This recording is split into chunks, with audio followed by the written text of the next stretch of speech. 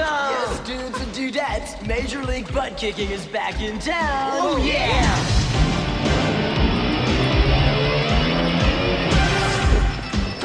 Awesome!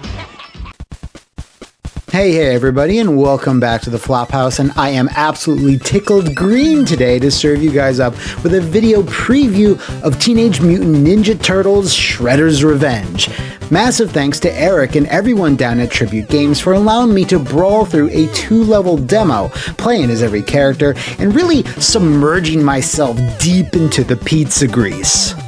Even though this was just a 10-minute slice of the full pie, I actually have a lot to say about it. Now, is that because Shredder's Revenge is awesome, or is it because I'm just a massive TMNT mark that likes to prattle on? Well, trick question, because it's both. So grab your bandanas and hop on your skateboards, it's time to kick some shell.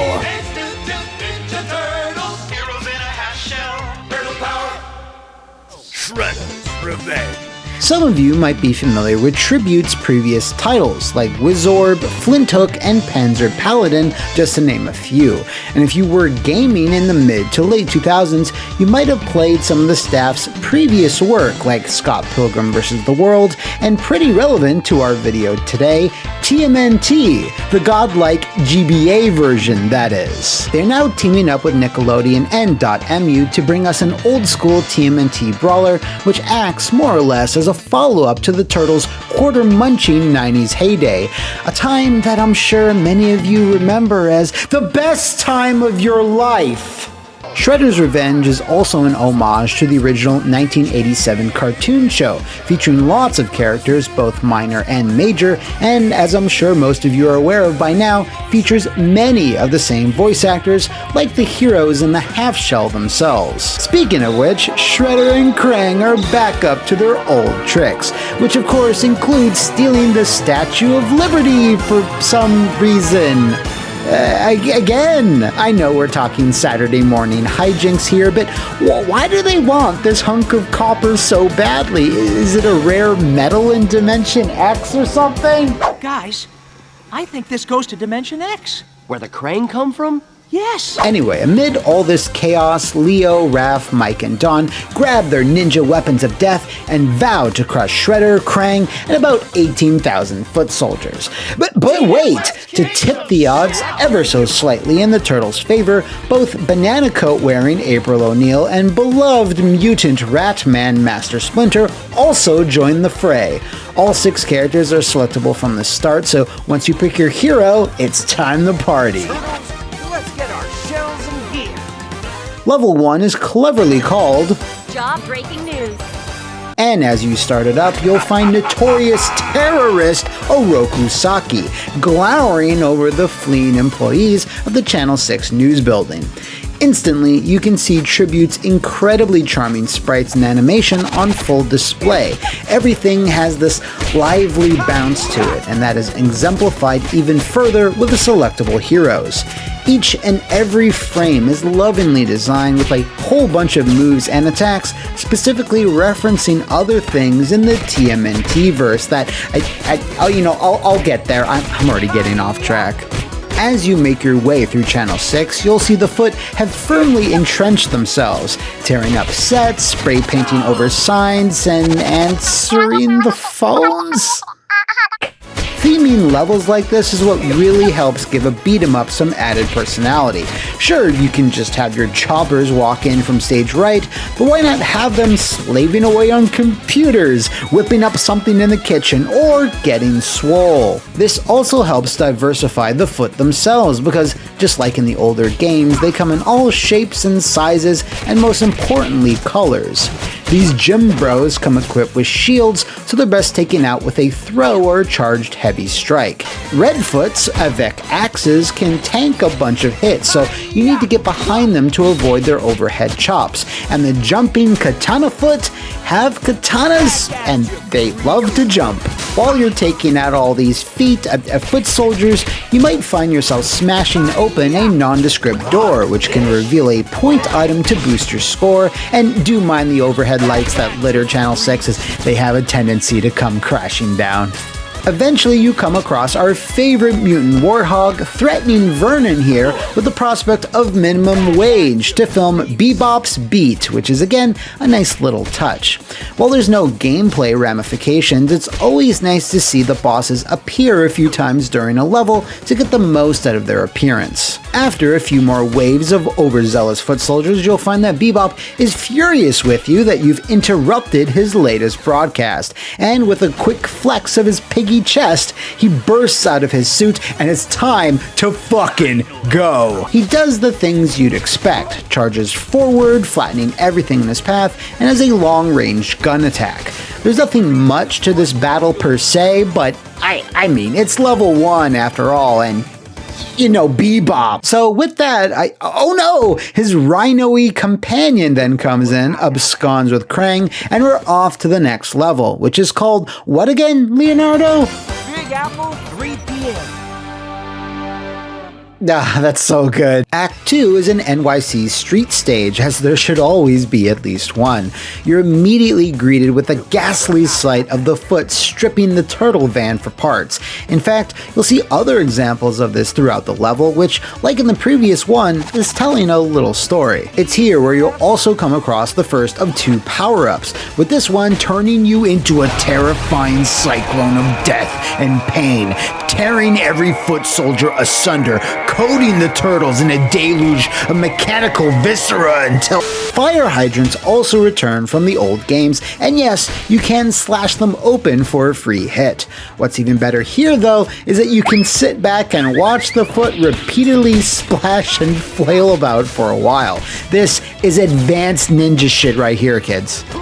Right after that, we are, oh great, the weird whip bots are also back. Doesn't everyone just love these little guys? Thankfully, they take way less hits than the older games. Thank you very much. Oh, and for those that are dying to know, yes, you can fall down open manholes complete with unique quotes per character, and you can also get flattened by big shit, turtle pancake style. The second power-up you get in this level is one that overjuices your super move meter, giving you 10 seconds of unlimited power! I kind of find this to be even more fun than that Pow Pizza thing, just because you have full control while spamming all your different supers. Then, after encountering the official Montreal mascot a few times, as well as a tricky skirmish with some more axe wielders, the big reason as to why various cars throughout the stage were being stripped down is revealed to build Rocksteady his own monster truck with bad gas mileage action. I was hoping there'd be a phase where you actually fight him while he's driving it, but he decides to keep the battle ground-based, making it pretty similar to Bebop's bout. Here though, Mr. Steady throws out a spread of grenades and tries to fill you full of holes with a 3-volley shotgun pattern, which is a bit hard to avoid, especially with all the additional foot thrown at you. After he's KTFO'd, the demo concludes. Now, it's not clear what happened to Krang's head. I guess it's driving around in the monster truck somehow? Anyway, I'm not sure where the game goes after this, but judging from the intro and other quick clips released online, there will at least be a battle against Chrome Dome, Baxter Stockman, as well as subways, sewers, and what will surely be a tubular surfing section. And that's it for the demo, but I did want to break down in more detail how the game actually plays, because honestly, this is the part that I'm most excited about. While incredible fan games like Rescue Palooza include dozens upon dozens of characters, cameos, and levels, Shredder's Revenge is more focused on the moment-to-moment combat system, as it offers a surprising amount of depth. You have your basic attack string with the turtles using their iconic weapons, while Splinter and April use their staff and microphone respectively. You also have a charge strike that packs a wallop, but it does take some time to charge up, which can be done while jumping. Pressing attack and jump together does a pop-up attack, which then lets you follow up while in mid-air, either with a jump kick or something more elaborate. That something more elaborate would be the super attacks, which can be done in 3 different situations, each one producing a different version. You gain super by hitting successive attacks without getting hit yourself, and if you find the time to get in a quick taunt, you can also gain meter that way. The supers are really fun to use, look awesome, and are pivotal in efficiently taking out big waves of the foot. Your defensive game plan is also important, and I think this is where Tribute really opened things up. By pressing B or circle, you leap forward or backward, and this lets you avoid a bunch of incoming attacks and lets you immediately launch into a quick counter, which then links into your combos. As you master this, you really start to get into the groove. Now while you can take care of most, but not all enemies just by mashing attack, you can make things a whole lot easier on yourself when you're deftly dodging blows whilst slicing and dicing. Not only that, there's also dashing attacks, 3 different types of throws, including 2 that many fans of Turtles in Time will recognize, and even a selection of co-op moves, both offensive and defensive. Overall, there's a bunch of different combat options available here, but thankfully, it doesn't feel overwhelming or too complex for its own good, especially if you're playing with 3 others on the same screen. Speaking of multiplayer, the game will support single-screen couch co-op, online play, and a combination of both. Yes, you can play with a friend right next to you and have 2 others join in via the internet. Wow, the internet is great for researching stories. I also have to give a little shout out to all the combat animations and references sprinkled throughout the game so far.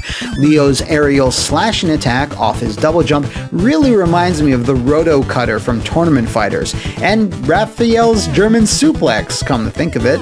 Mike's neutral super is lifted straight out of the original cartoon intro, as well as Leo's victory pose, and Raphael's too. And goddamn, does April look cute as hell while mimicking Chun-Li. In fact, big ups to April in general. She's actually really fun to use, and it's far more creative to have her take out various newscasting equipment than to just go, oh yeah, April just became a martial arts master in her spare time. This separates her from all the straight-up martial arts moves and makes April more unique.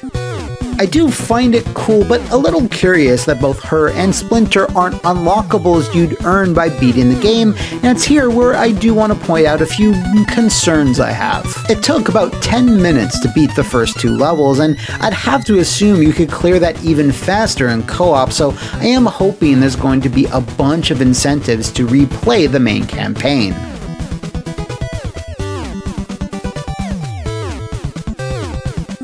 I'm personally gunning for a competitive versus mode to round out the package. Every time you beat the game, you can unlock additional bad guys and stages for use in said mode, or taking a page from the Streets of Rage 4 DLC, a roguelike variation with a bunch of different modifiers to make every run unique. That's what I would just like to see personally, but I'm always down for what Tribute will have on offer. The only other thing I'd personally like to see a change to is the super meter. It's really tiny and hard to notice amid all the chaos, so it'd be nice if, once filled, it could glow a brighter, more pronounced color so you can catch it easier in your periffs. In the same vein, if you are in single player, it'd be a welcome change if your life bar HUD could scale up a bit bigger since there's so much extra space on the screen, then scale back down when other players join up. But, now I'm really picking some nits here. Aside from that, Shredder's Revenge is as close to perfect as you can get if you're craving some 90s arcade action and are a big or even casual fan of the green machines.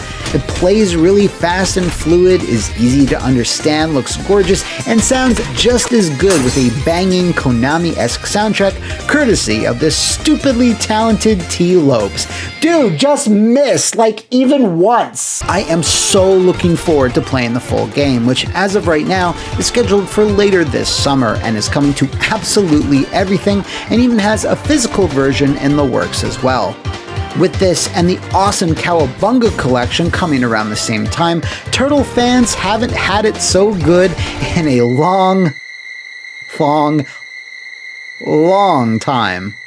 Thanks again to Tribute for sending the demo my way, and if you want to see more Turtle stuff, tag up some suggestions in the comments below. Time's up.